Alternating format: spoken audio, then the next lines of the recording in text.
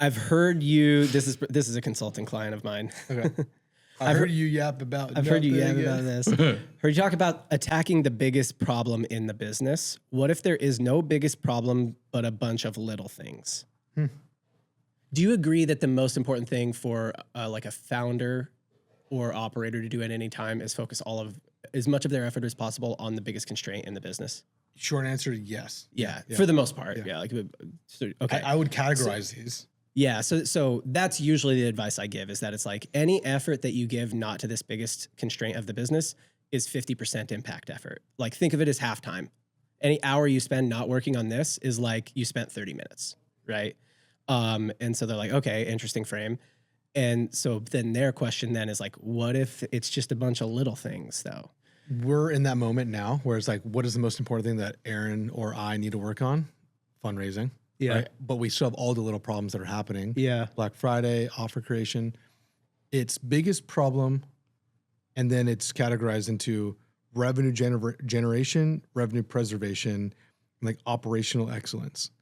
If biggest problem will fall into these different categories, but hopefully if it falls into revenue generation, that is the most important. New money keeps it's the lifeline of all things operating. Yeah. So I think that the categorization of, can I get more money if I do this big problem or these little problems? Focus time and effort there. Can I save us some money? Might be some conversations, might be a different tool, might be some negotiations, might be a cleaning of something. Then I want to go there ongoing. And then if there's a way that I can operationalize or make something smoother within the business, then I go there. And so that's the categorization of the mini problems, prioritization. Okay. Yeah, and I guess that just to clarify, we didn't play the game here, but I think it's pretty clear that like if you only really have this problem if you've gotten to a certain level. Yeah, you're stable. Like, you're stable if it's like, oh, there's just a bunch of little kind of day-to-day problems here and there. Like if you're not doing well, you can very clearly identify the biggest problem. Oh, my offer's cracked. Or like, oh my, no leads, no Yeah, I don't have enough people buy. Yeah, it's like it's very clear what the biggest problem is. Yeah, this guy's saying he has no big problems and just little things to fix. I would actually honestly fix the little things. Dude, what I would do is I would jack up spend. Yeah. I would be like, all right, like what can I break? That's what actually can I you're redline? really in a good spot. Yeah. I would create a problem.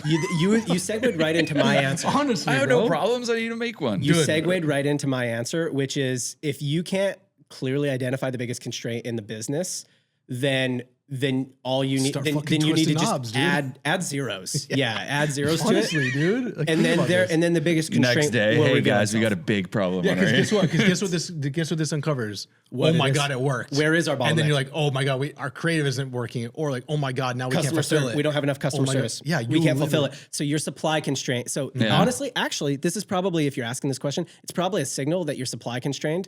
Because why aren't you jacking up the business or scaling it more? It's probably because you know you can't fulfill it, or you don't have enough customer service, and it's like, oh, you're supply constrained, and so that's actually the biggest. The biggest problem's hidden.